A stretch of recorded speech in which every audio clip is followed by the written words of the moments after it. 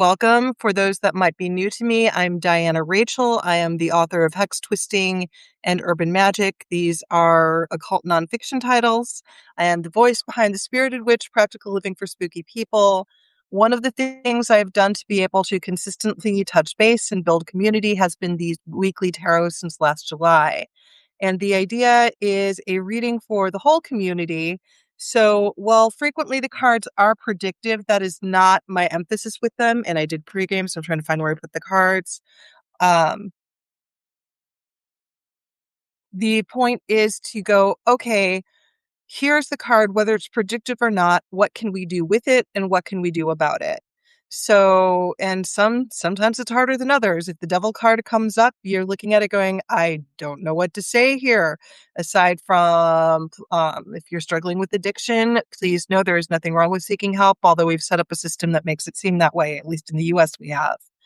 I hear the coffee. I will be right back. So y'all are going to see my very old, very messy kitchen. But coffee.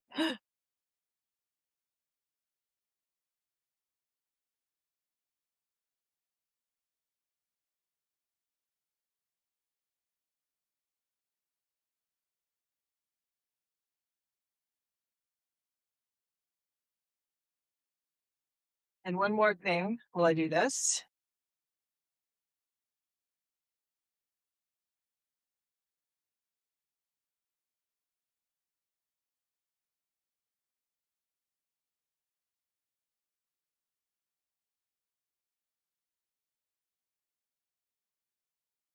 So if anybody knows someone who's willing to trade construction and handy person work for, I don't know, work on a particularly brilliant haunting, let me know, because I think it would be an even trade. I know I did get asked about like one of the worst places in Michigan a couple years ago, and the guy hasn't followed up, so I'm hoping he's okay.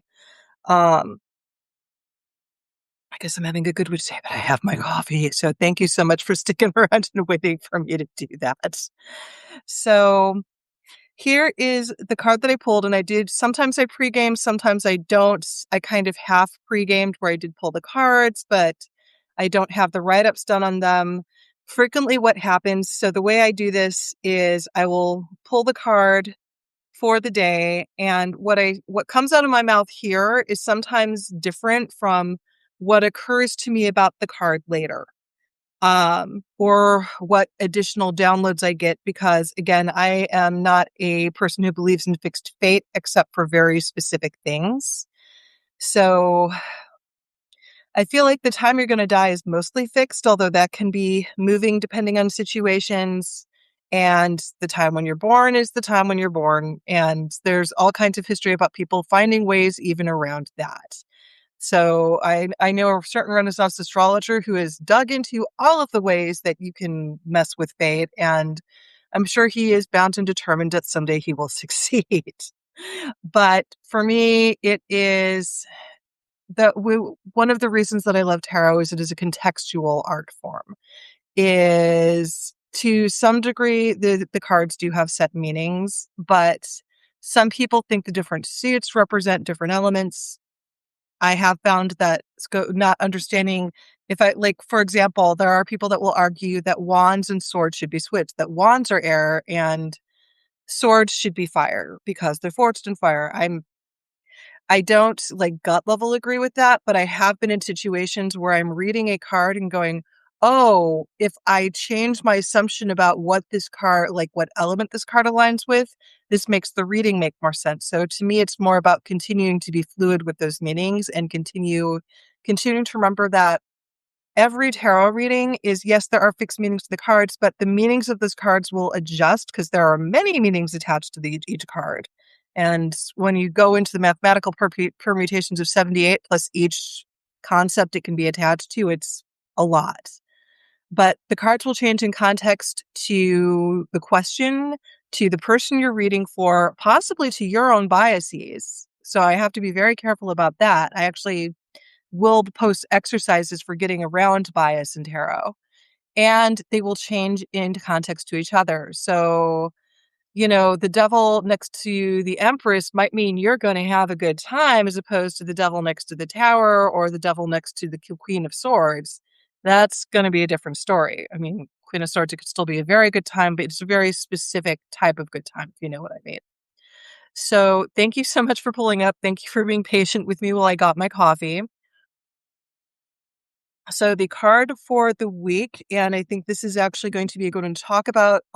Also, if you have your own insights or thoughts about the card, about the week, about the general energy, you are welcome to share it here. Again, this is for community building. I see this as people that join me at a coffee table. We just happen to have a digital coffee table right now.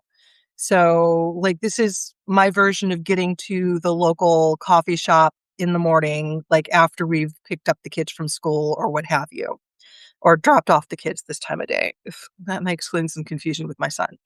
Anyway, um, the card that I got was Two of Water.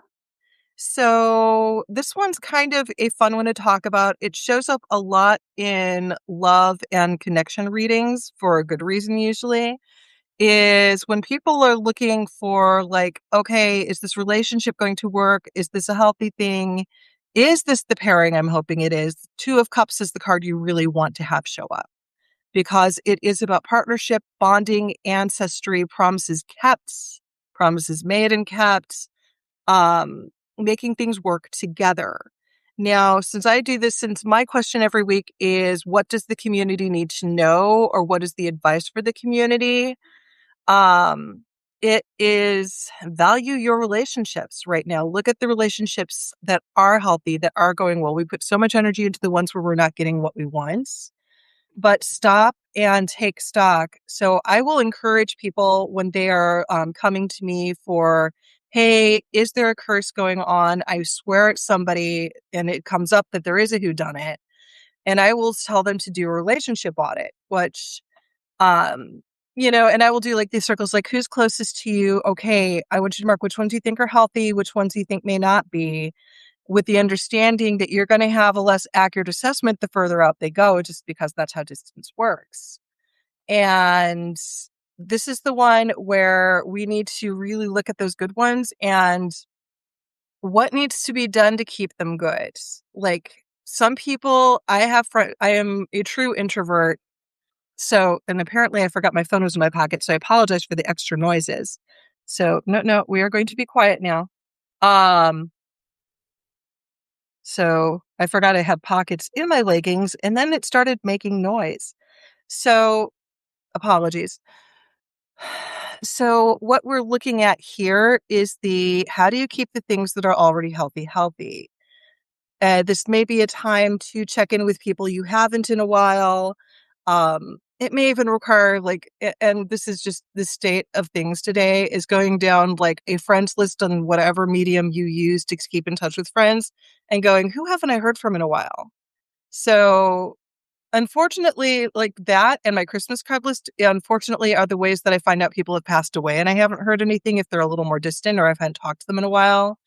And for me, I'm one of those people where people can go for years without talking to me. And to me, it's like we just left off and it was fine. Like people are all worried I'm mad I got forgotten about.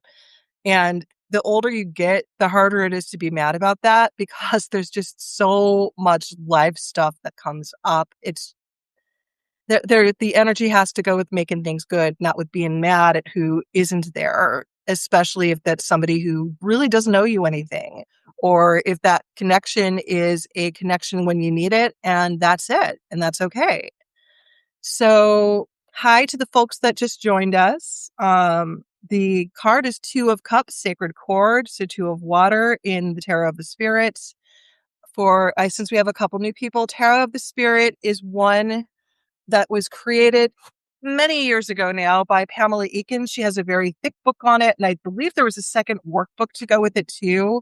So I look at it more through the folk magic perspective, and I picked it up because I jokingly said this speaks Diana without any appropriation concerns.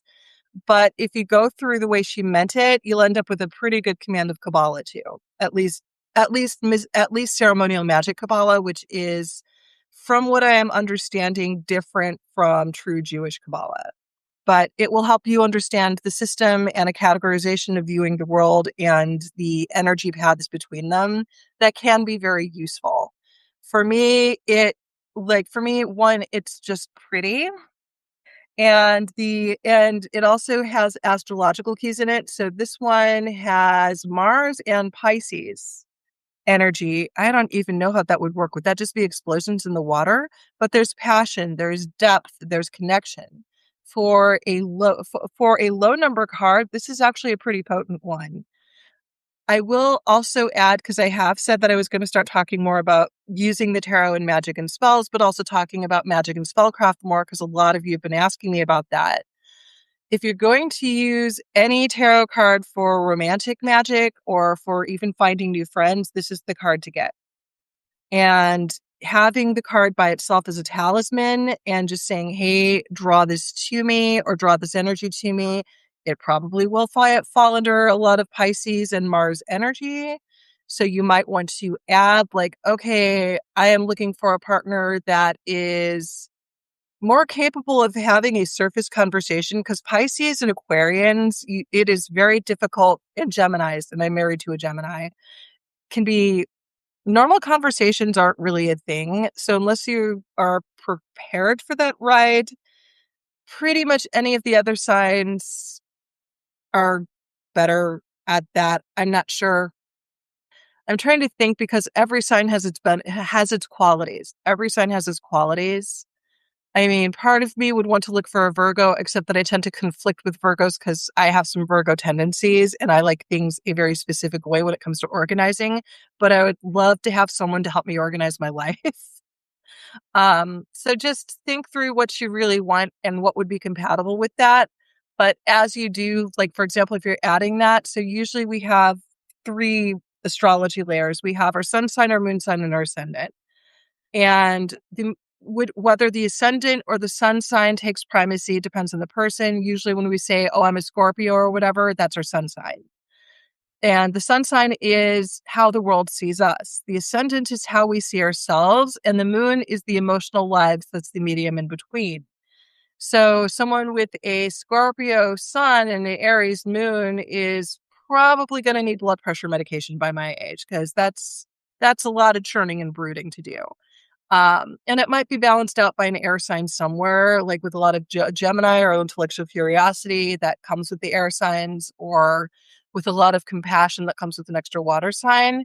But this is not going to be a type B laid back person. So think about, like, what would be compatible, what would be healthy for them, what would be healthy for you, and just ways that you make each other healthier. And then you've got the energy of this card.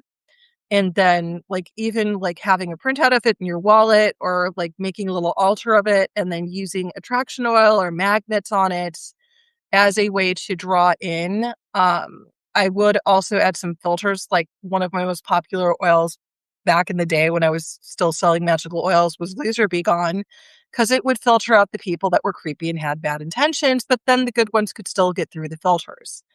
And yeah, there was a lot of garlic in that. So if I sold it again today, I'd probably reformulate it. And I think that what I would do now is formulate to screen out really selfish people, because that seems to be the crux of where bad relationships are coming these days.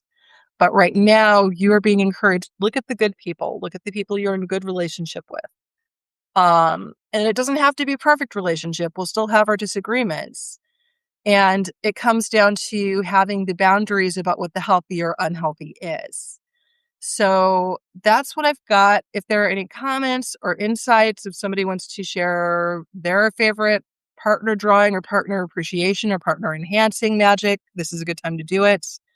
So, and thank you so much for being patient with me while I got my coffee. This is so much more important to me than you know.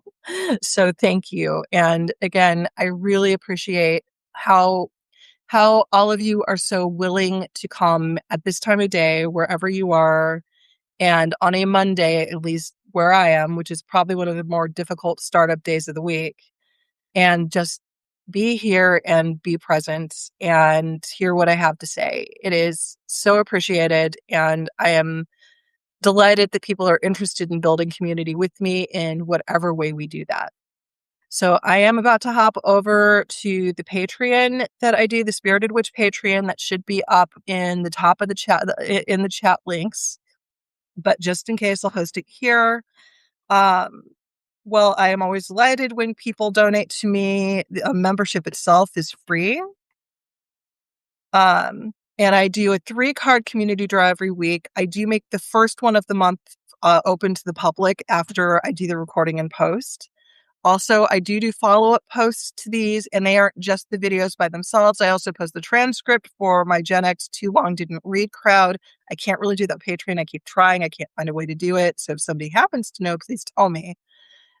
And I also add images, an image of the tarot card with some quick notes. So if you're doing your own tarot studies, however formally or informally you're doing that, you have those notes and that perspective. I do tend to have a little bit of sense of humor with it, because at this point, if you don't laugh, you're just on the floor all day. And that's where I go. The Patreon tends to get more political.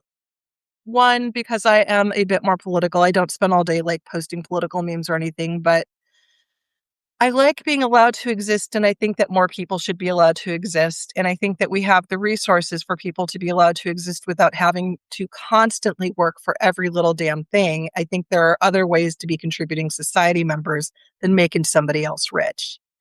And this, unfortunately, is a radical notion when personally I think it's very old school and baseline.